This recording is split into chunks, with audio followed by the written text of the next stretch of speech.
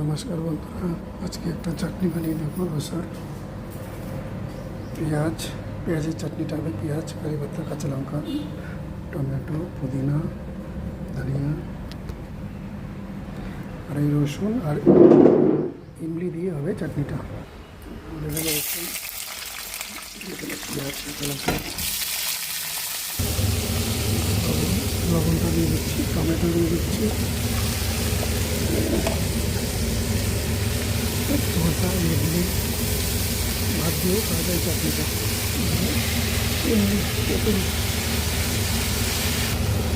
দিলাম একটু নারকেল পাউডার, পুদিনা, ধনিয়া, চাপা দেবো 2-3 মিনিট। হয়ে গেছে এটাকে এখন মিক্সিতে পেস্ট করে নেব। দারদারা পেস্ট, জাটা পেস্ট নেব, আমাদের চাটনি রেডি হয়ে যাবে। এটাকে দারদারা পিষে নেব, চাটনি করে নেব। লবণ,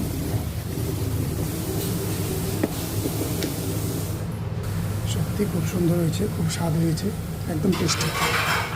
দেখো চাটনিটা বেশি পিষে নিই, দারুণ টেস্ট হয়েছে। আমি চেক করে নিয়েছি। ধোসা, ইডলি, ভাত দিয়ে খাওয়া যায়, দারুণ সুন্দর, দারুণ টেস্ট। ওকে, ধন্যবাদ সকলকেই।